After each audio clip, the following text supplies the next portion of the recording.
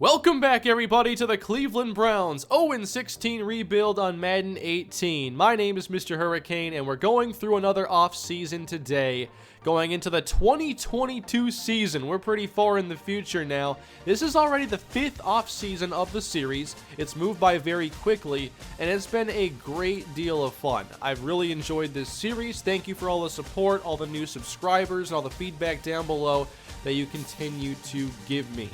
So, we just had another playoff season, our second to the series, but only this time, or actually, just like the first time, we lost our very first game and could not make it out of the wild card round. We won 12 games this year. It was easily the best year of the series, but it does not mean much when you go one and done to a playoff rival that you beat twice during the regular season. So here was the playoff game that we watched last time. Anton Greenberry, not as sharp as we would have liked to see, and late in the game we just couldn't make the plays to pull it off. It was a very disappointing game, but now we look ahead to a new offseason with new challenges. And I know the Fisher Bell fan club continues to gain members every day. And especially after all the plays he's made this year and his contract expiring, everyone wants to see him stick around. He's 27 years old, blazing fast, not any holes in his game really. He's big, fast, can jump, good acceleration, runs good routes, catches like everything. What more could you want? He's a great player. He's even elusive. And I do think we should try finding a way to keep him around. The only problem is I'm worried about the regression zone a little bit, as he's almost 29. However, he is the kind of player where even when he starts regressing, he should still be really good. Like, speed isn't going to deteriorate super quickly. He should still have a lot of ability for 4 years. So I'm more open now to signing Fisher Bell, especially after seeing how much you guys like him. Now, I want to go back to this screen and show you the players that we've already paid long-term. Here are the largest contracts on the team. Anton Greenberry, of course, we had to keep him around. Then there's Myles Garrett and Francis Goodwin.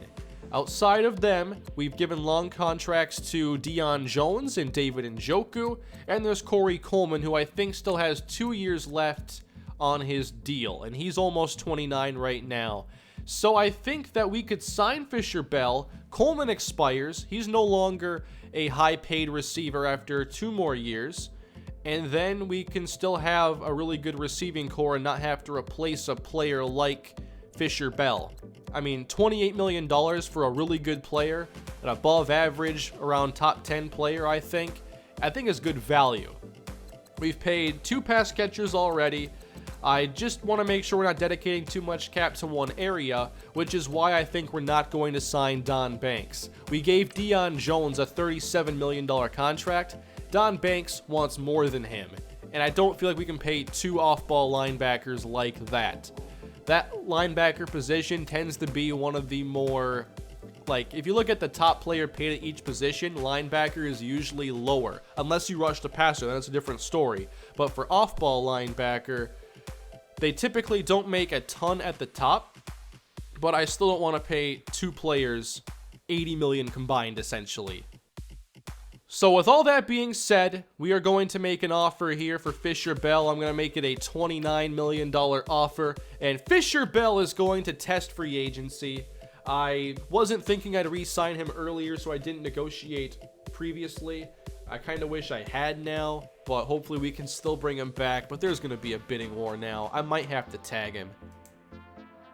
I would like to bring back Alex Smith, but I'd rather gauge the market than just pay $8 million right here and right now.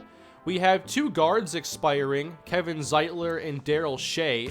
Shea has hardly played in this series, and he has good ratings. He's obviously got probably, if we sign him to like a 3-year contract, he's going to probably give us better play than Kevin Zeitler over those 3 years. And he's not asking for a ton of money, so this can be tremendous value for us. I'll still up the signing bonus. And Shea gets the deal done.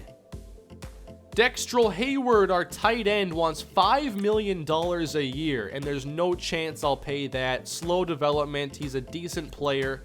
Here are his numbers over this series. He was a late-round prospect for us a while ago. He's not made many catches. He's trying to get, like a Ladarius Green style deal now after not being played much, but he's not going to get it from us. Corey Liuget, I will move on. It was a 1-year fix, and I want to find another defensive tackle this year to play next to Danny Shelton. Chandler Catanzaro, I'd actually be pretty good with this deal right here. He's been really reliable for us, so he is signed on. Christian Kirksey, one of our starting linebackers. If it's 1 year, I'm cool with this offer at $2.25 million. He's been a solid player. We could find an upgrade, but it's good. Oh, he doesn't want to sign now. Dawson Graham wants about $3 million a season. Solid player, 27. We have good depth there. I'm going to let him test. Vernon Butler, 28 years old. I just don't want to pay that much.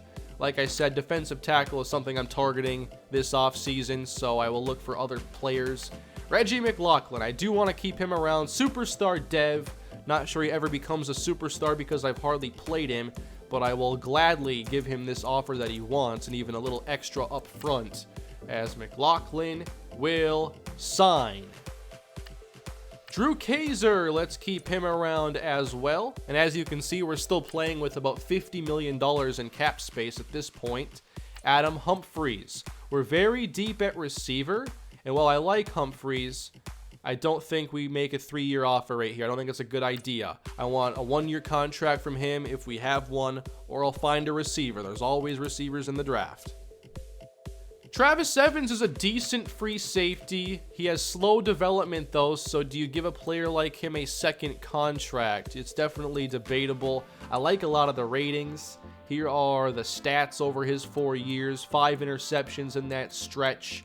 Not a big-time playmaker, but is coming off a pretty good season. I am not sure exactly what I want to do here. It's not a ton of money, but we do have another good safety on the roster. Maybe we just let him go and save the money. Here's Jamie Collins, 32 years old, and I think I'll definitely move on now. The ratings are getting pretty low. John Whitley, our backup quarterback. I do think I'd like to keep him around. Ooh, this is iffy here because I would like to bring back Alex Smith. I don't want to play like 2 backup quarterbacks, big money. So I'm going to lowball him here and he'll sign, or he'll test. I've experimented in this series with Jabril Peppers and it really hasn't worked out at running back. I think I'm going to let him test here. He's a really good player. He has a lot of ability, good returner, but I think that we have to move on now, sadly. We just couldn't make it happen. And then there's Tyrone Graham, who wants a nice 2-year contract. I am not going to offer this. I think he's a solid player, but I'd rather not pay the $3 million a year roughly. Adrian Covington wants a little bit more. Made a play for us in the playoffs, but we're going to let him test. And then Colton Bradshaw, who has normal development, 26 years old. I'll let him test as well. I'd rather bring back Graham, I believe. Do we have enough cap room to sign Don Banks? Absolutely we do. But if we look ahead to players that we'll have to sign next year, and keep in mind the funds that we have, which is around $30 million, we're going to be having free agents like... We're going to have to pay Spencer Chase next year, and as a upper tier tackle, that's not going to be cheap. We're going to have Joel Bitonio having an expiring contract, and I still haven't even gotten Fisher Bell back. So, with that being said, I'm not going to sign 2 linebackers the big money right now. I want to get Fisher Bell back, and I'm worried it's just going to get outrageously expensive. So what's the tag worth? 12.9, but it guarantees we keep him. We have the cap to do it. I just think that if he tests at 85 overall, this could easily become a $40 million contract, and we'll pay 10 a year anyway. Oh, man. At the same time, if I tag him now, do I want to give him a 4-year contract next year? I'm not sure about that. This is a real dilemma. We're going to use the franchise tag on Fisher Bell. It's almost $13 million, a lot more than he'd want per year, but I just don't want to take it to the offseason and see how expensive it could possibly get. I'm a lot more comfortable just guaranteeing the 1 year, and it gives us another year to potentially find another receiver that could take over for him if we don't want to keep him beyond next year, but at least we'll get one more at the least. I'm not going to offer to Don Banks. I'm not going to offer to Kevin Zeitler. I wouldn't mind bringing back Zeitler or Banks, but I have to see what the market looks like. So let's go. Here are the retirements with Phillip Rivers and Josh Norman near the top of the list. Vikings look like they have 2 tackles here retiring. Ben Roethlisberger and Antonio Brown in the same year? That's tough. Gerald McCoy, AJ Green, Mike McCarthy. No Browns, but a lot of big names around the league now hanging up the cleats. And we're going to go now to unrestricted free agency. We have a lot of cap room, $27 million in funds. And here we go, a 93 overall. This is an outside linebacker, Rainiel Hefney. 99 player rack, great intangibles there, excellent speed. Not a pass rusher, though. Great in coverage. Like, he's a fantastic linebacker. I wonder if the big offers here keep Don Banks. Nope, he's getting a big offer too. Bengals want both these players. After spending all that money last year, Bengals still have more? And they want to pay a bunch of money to Trey Turner. Surprisingly, not Greg Olsen or Chris Harris or Alshon. Not a lot of big names here. A lot of lower 80s. So for the record here, a baseline offer to Don Banks doesn't even put you close to the Bengals out in front. So he's getting, he's going to get 50 or more. What could we do here in this spot? Trey Turner, that'd be a nice value at 5. He's 29 years old. Greg Olsen is 37. What's he got left in the tank? Not much speed anymore. Kirk Cousins is 34. That's how far we are into this series right now. Cousins would be a solid backup. Jets want to pay him. Hey, no market here for Alex Smith. Let me make an offer then. Drop the signing bonus. I'm going to try to be a little bit reasonable here. They will reject a lot of the lowball offers, but 5 is reasonable. Tannehill wouldn't be a bad option either, but Smith has better accuracy, so I'll stick with him and his 77 throw power. If we want a nice receiving back and returner, how about Justice Jacoby with 94 speed, good agility, he has moves, high kick return ability, good route running for a running back. I wouldn't mind making a small offer here. He's not going to get the fair offer by any stretch, but if we go like 2 years, 5, I think that would fit in with the role I'd want for him. There were no other high overall receivers on the market. Alshon Jeffrey's an 83, but he's a lot older. So I think that if I let Bell test, that he'd just have a bunch of high offers, and it wouldn't have been fun. McPherson here. He's getting 22.4 over 4 at 82 overall. So I'd expect Bell to get, between 30, 40, plus whatever a bidding war elevates that to. I'll attempt to bring back John Whitley, and if I can, I'd like it to be a 2-year contract. That'd be really nice to have a backup quarterback to rely upon there. Travis Evans, not getting offers yet. Like, I'm not in a rush to bring him back, and let me show you who would start in his place if we do move on. We had Evans with slow development, and then behind him has been McLeod here. And Curry McLeod has 86 speed, 82 coverage. I think Evans is still better. Just curious here, what would a baseline offer for Hefney do? 91 points is nowhere near enough. Yeah. At 27 years old, I like that he's a super high overall. It'd be intriguing, and we do now have like 2 open spots at linebacker next to Deion Jones. But I can't do that. Wow, Vernon Butler's actually going to get paid quite a bit. There aren't any high-rated defensive tackles here, so the ones that are getting major offers. Just another position I want to wait for the draft. Let's try bringing back Tyrone Graham here on a 2-year contract. I'll go 2 years to $4 million or so, just to have a really young receiver with some upside. Lions already made an offer on Christian Kirksey. I wouldn't mind just having him on a 1-year deal, whether it be as a starter or a backup. Wouldn't have to go much more than 2.25 here. And there you go. So let's go to stage number 2 now, see if we have any new Cleveland Browns, and we do. Whitley and Smith are back, so are Graham and Kirksey, so all players that we already had previously. And we can start scouting again with the combine numbers. But let's see if any deals have been made. Rainiel Hefney gets $72.6 million for 4 years. I wasn't doing that. That signing bonus would have taken up almost all my funds I have. Don Banks got $60.5 million. Wow, he got way more than he wanted from us initially. That's incredible. Trey Turner, look at the Bengals. Out here throwing $60 million, $32 million. Olsen back to the Panthers. Anybody else signing with the Bengals? Do they possibly have any more money? Oh, Hassan Reddick. Yeah, here's $20.7 million. Vernon Butler got $17.1 million. I can't believe that. Free safety, Becton, 12.2 over 3. I mean, it all adds up. Are they even, like, counting? Do they have, like, an accountant or something in their front office to make sure they're under the cap?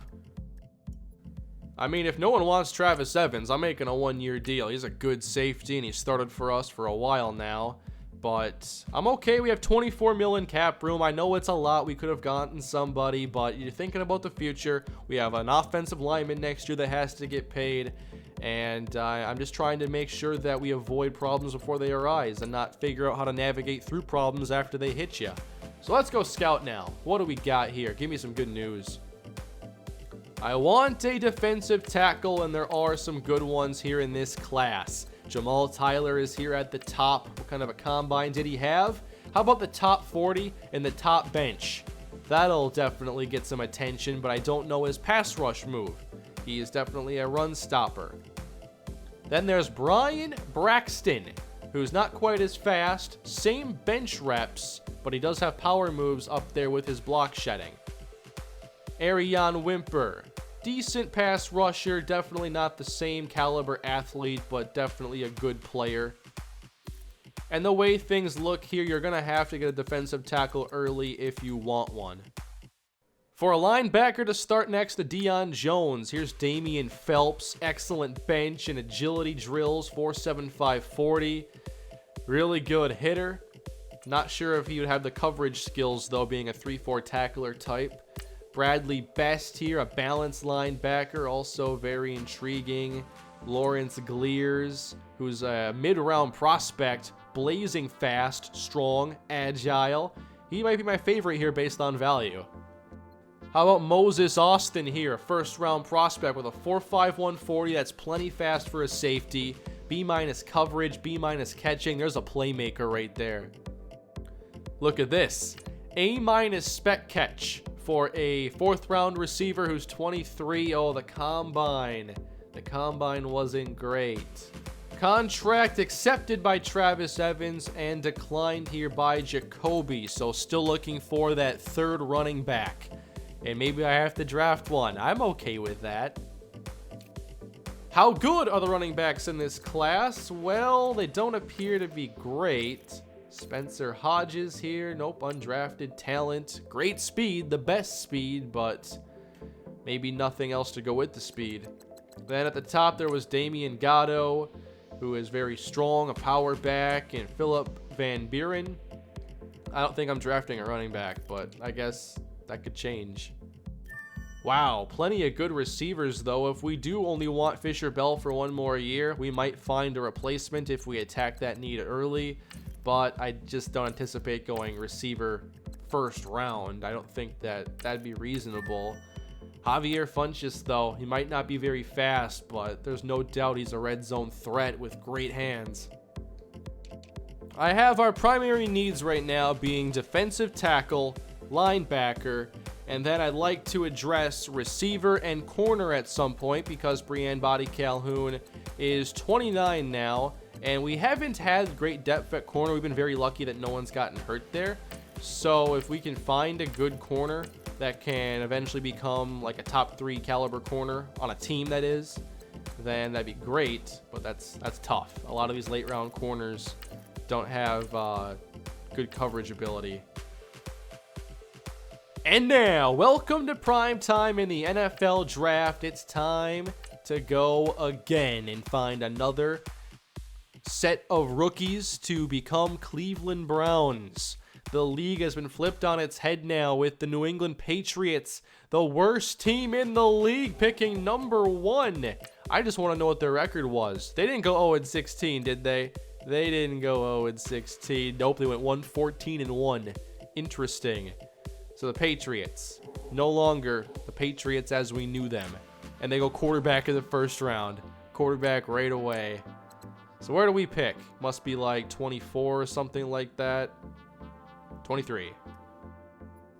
Our picks, by the way, are at 23. Then we have 2 second-round picks and 2 third-round picks. So I'm not sure if there's enough second-round talent for me to be interested. I might want to trade up into the second or trade up into the first and try to get 2 first-round picks.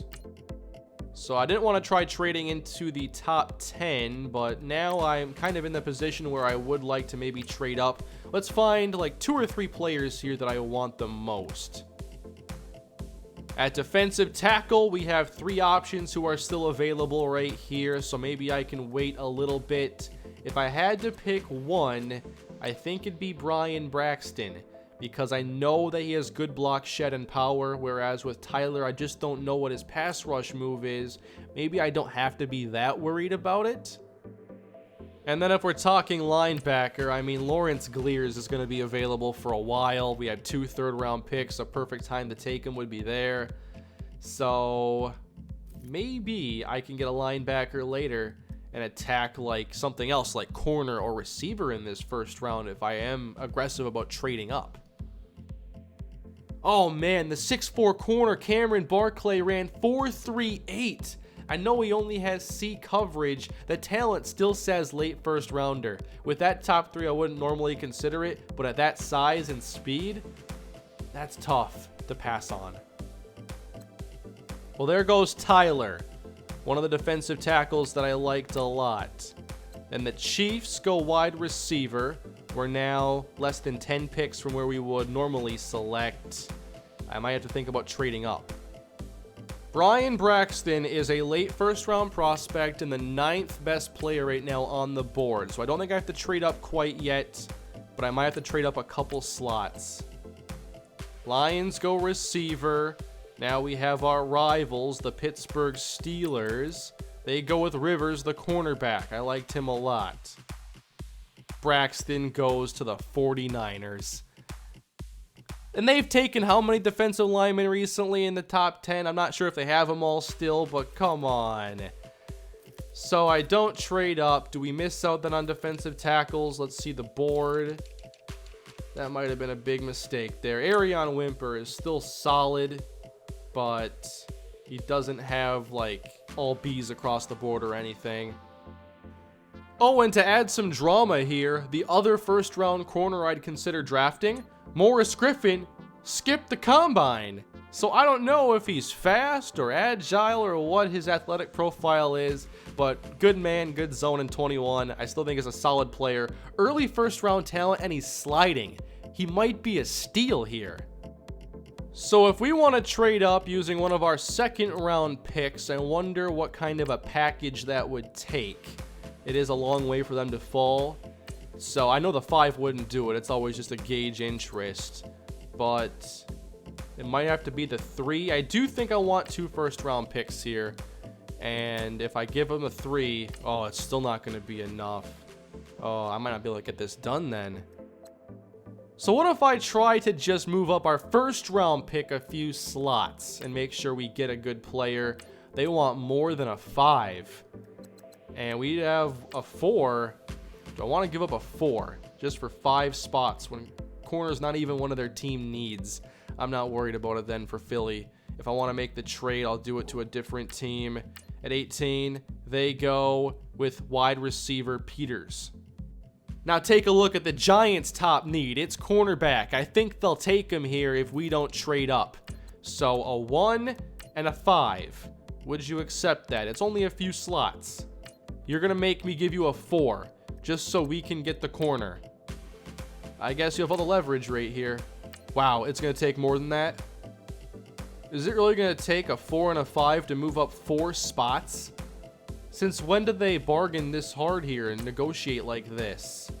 It's accepted. I just gave up 2 mid-round picks to take a cornerback that's not even going to be a top 3 this year. But I'm making it for the future because I got to roll the dice on this 21-year-old. He slid down the board.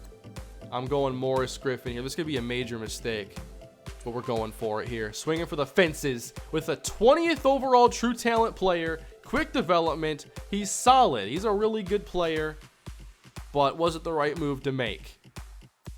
He is clutch. That's cool. His tackling is actually pretty good for a corner. Yeah, he's a good player, and I think that he can take over for Brianne Body Calhoun after a season. Now I definitely have to think about how I'm getting a defensive tackle this year, and we don't pick until number 53 and number 55. And we've seen second rounds just have nothing there for us. So I'm cool trading up. I just don't know how high I have to try trading up. So Barclay ended up going to the Falcons. I do want to see his ratings, taking just 2 picks after we took Griffin. I hope that, it wasn't incredible talent that now I'm going to regret passing on because his athletic profile is really generational. All right, trying to move up now with this second round pick, and it's going to be tough. I'm not sure if even both 2s are going to do it. I'd be willing to do it, and the Saints are. Okay, all right. Both 2s to move up here in the first round so we can address defensive tackle, the biggest need on the team. We make 2 first-round picks. Hopefully, we end up here with a surprising overall or a good development, but we are going Arion Wimper here. I know it says late mid-second round talent, but the late first-round talent went mid, and now he's like the best at the position, or second best. And if that guy's undrafted talent, then everybody else knows that probably. We go Wimper with quick development, 28 true talent, solid. It was a weird way to address defensive tackle, but we did it. And we have a good player now for the future. Big hitter, high motor. I like this player a lot. So now we're not picking for a while. And I'm not going to go pick by pick here. We're just going to skip all the way to our next selection. And this is going to be all the way past the 60s and the 70s to 87 and 88. He's still available. Thank you. At first, I saw it from this screen, and I'm like, wait a minute. A 6-rounder here at the top? But no. The player I wanted is available. I waited on linebacker because Lawrence Glears is blazing fast, super strong, extremely agile. He can hit.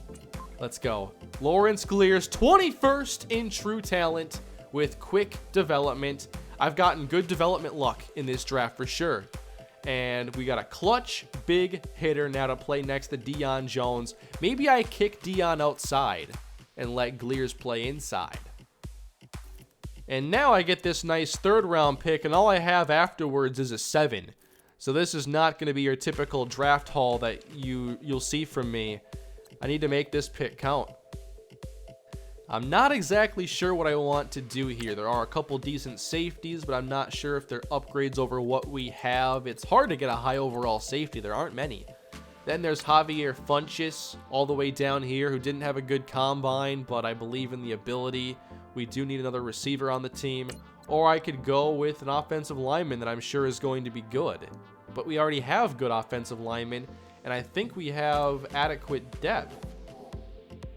We have Darren Owens and then Kirk Wint, so I like what we have at tackle. Joel Bitonio here. He is getting older. Dylan Finley has quick development behind him, but very low pass block. Simon McLaughlin and Travis Dysert, who has normal development, probably a career backup. Then Daryl Shea. So it's not as if we can't or we don't need a guard right now. I like the receiver, but I think we have to go O-line. Although, could Walker Phylon be available perhaps in the 7th round? That's where his talent is graded at. Riley, not. I could take him now with B+ impact. Move him to guard. Yeah, I think I like this option the most. Riley Knott, 38th in true talent. Okay. Strength is lower than I'd like to see. Impact is great. Solid addition to our offensive line.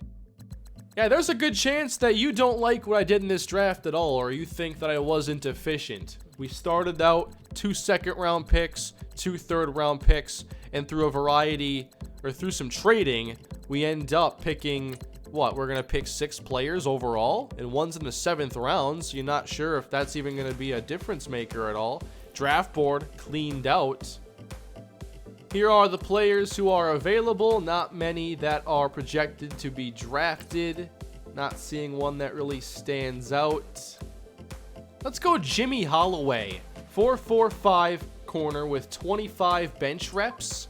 Holloway is our last pick. 231 in true talent. Probably not going to start or make the team. Not sure if he'll make the team. So that is the draft. We came away addressing our needs in a much different way than I anticipated. We had a lot of picks, didn't make a lot of picks. So here's our recap. Once Braxton was taken, my plans kind of fell apart there, but I made good use of these 4 picks. Morris Griffin is kind of a luxury pick in this spot because he probably won't play much as a rookie unless somebody gets hurt. But cornerback will have to be addressed, and now we've addressed it. Then there's Arion Wimper. The other defensive tackles were off the board, so I waited a little bit to take Wimper, who has quick development and should be a solid player and exactly what I was looking for at that position. Then at linebacker, Lawrence Glears gives us another great starting outside linebacker or middle linebacker with good speed and tackle ability with good development. And then Riley Knott. Normal development, might be a backup, but a solid one on the interior offensive line. So here's Cameron Barclay, whom I passed on for Griffin. Barclay, 95 speed, but slow development, 81 man, 75 zone. So what do you think his peak overall could be? You know, low, mid 80s? I think I made the right selection. If he wasn't 6'4", I probably wouldn't be as enticed. So I think we got the better player, both now and for the future. Brian Braxton, though, maybe I should have been more aggressive to get him. Braxton, normal dev, 92 strength, really good skills there, and some traits to go with it. Here was the number 1 overall selection out of Stanford. It's Ray Hyden to the Patriots. His accuracies are weird, but with superstar development, those can get fixed, and they might have their Tom Brady successor now. The Rams took Jamal Tyler at 12, and he would have been another player worth trading up for with good development and very high strength. I also like TJ Rivers, who went to the Pittsburgh Steelers, but he has slow development, so that could have been a little bit of a problem, but still a good player. Moses Austin at free safety, 79 overall, quick development, great hitter, and can cover, and he was the one who had 82 catching. That's an awesome set of skills for a safety. How about the Chargers here? One's a fullback. I was going to say 281 overalls in the middle. Javier Funchess. Oh no, I didn't realize it was him. Quick development, 85 speed, 82 route running. He catches everything. Oh man, I found a great player and I passed because of the combine. Oh man. I still certainly like the team I have, but in most cases there are ways that the draft could have been done better. Still, offense pretty much intact. We just moved on from Kevin Zeitler at right guard with somebody younger. We have the same receivers now, same quarterback, a lot of consistency there. On defense, there are some changes. Now we have Wimper, who plays defensive tackle instead of Corey Legit. We're going to have 4 cornerbacks now that are starting caliber, and maybe even Griffin starts over Body Calhoun immediately. We can maybe even trade him. How about add him to the trade block? At linebacker, I will get this fixed, but I'd like Deion Jones to move outside and then Glears to play inside. Kirksey can play weak side again. So not a ton of change there. We didn't get a bunch of new players in this offseason. One of the lighter off seasons for getting new players on the team. But I think we're still in good shape to make a run next year and try to get further than we have in the series. So let me know what you thought of this offseason down below in the comment section. Do you think that I did a good job building up the team this time? Or were there different decisions that you would have made? Starting with the franchise tag on Fisher Bell, not keeping Don Banks, and then packaging picks in the draft so we could get a couple players rather than, get 2 second-round players and 2 third-round players. What do you think? Let me know in the comments. But as always, thank you for watching. Please smash that like button and subscribe to the channel. And I'll see you with more Browns rebuild soon. Have a great day.